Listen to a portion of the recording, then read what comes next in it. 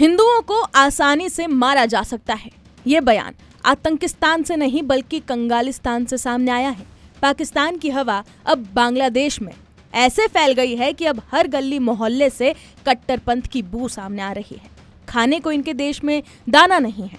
हालात इनकी फटीचर हो चुकी है और बौखलाहट इतनी कि जिस भारत की वजह से इनका वजूद है उसके खिलाफ, हिंदुओं के खिलाफ नफरत फैलाने से पहले एक पल के लिए भी ये कतराते नहीं हैं। तो पूरा हिंदुस्तान इस कट्टरपंथी मौलाना का चेहरा ध्यान से देख ले और दिमाग में इसकी तस्वीर को छाप ले। खास तौर पर वो सो कॉल्ड सेक्युलर लोग जिनकी आंखों पर अभी भी पट्टी बंधी हुई है। जिसे आप स्क्रीन पर देख रहे हैं, यह है बांग्लादेश में अलकायदा से जुड़ा नेता हारून इजहार। और हिम्मत देखो, भरे मंच से ये ऐलान कर रहा है कि हिंदुओं को आसानी से मारा जा सकता है। ये वीडियो आपको बता दें कि चट्टग्राम में आयोजित एक कार्यक्रम का है। इसमें इजहार ये भी कहता हुआ सुनाई दे रहा है कि उसे खुद कुछ करने की जरूरत नहीं पड़ेगी क्योंकि उसके समर्थक ही ऐसा करने के लिए काफी है।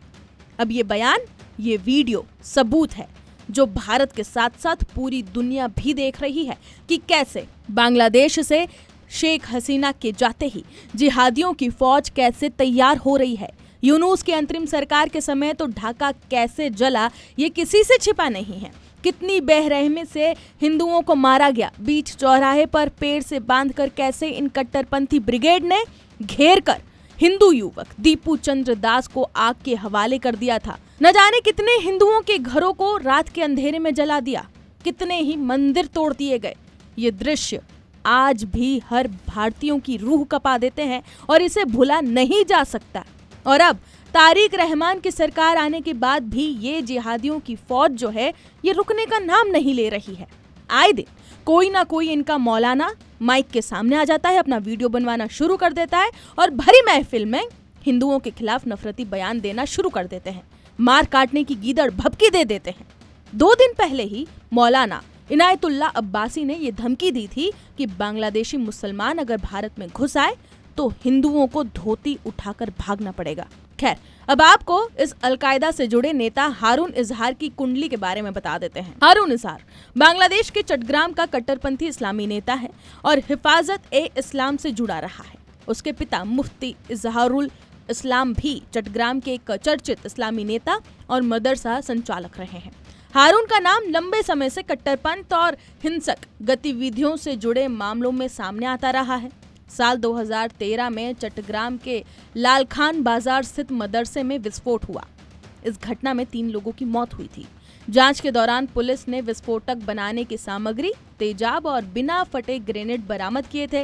इस मामले में हारून और उसके पिता समेत कई लोगों पर केस भी दर्ज हुआ था। अलकायदा से कनेक्शन इसका क्या है और आपराधिक रिकॉर्ड इसके क्या है, वो भी अब आप देख लीजिए ध्यान से। वो भी हारून इजहार को लेकर अलकायदा और दूसरे जिहादी नेटवर्क से संबंधों के आरोप कई साल पुराने हैं। उसके पिता के मदरसे को प्रतिबंधित संगठन हरकत उल जिहाद अल इस्लामी बांग्लादेश के नेटवर्क से जोड़कर देखा गया है और उसके पिता के ओसामा बिन लादेन और तालिबान के नेता मुल्ला उमर से संपर्क होने के भी दावे सामने आए हैं। मार्च 2021 की आपको बात बता देते हैं कि मार्च 2021 में प्रधानमंत्री नरेंद्र मोदी के बांग्लादेश दौरे के खिलाफ हुए प्रदर्शनों के दौरान हिंसा में नाम आने पर उसे गिरफ्तार किया गया था, जहां उसने पूछताछ में अपनी भूमिका मानी भी थी। साल 2023 में भी चट्टग्राम सेंट्रल जेल से जमानत पर बाहर आने के बाद दिसंबर 2025 में भारत विरोधी हिंसक प्रदर्शनों और चट्टग्राम में भारतीय राजनयिक मिशन पर हमले के आरोपियों के मामले में वो पुलिस स्टेशन पहुंचकर दखल देता हुआ भी नजर आया था।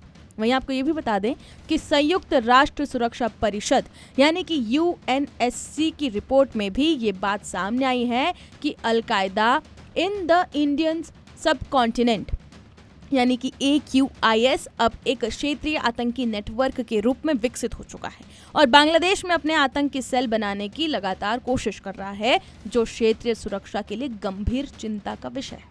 तो कुल मिलाकर अगर देखा जाए तो बांग्लादेश के ये जो कट्टरपंथी हैं, ये जो जिहादी हैं, इनकी बौखलाहट कम होने का नाम नहीं ले रही।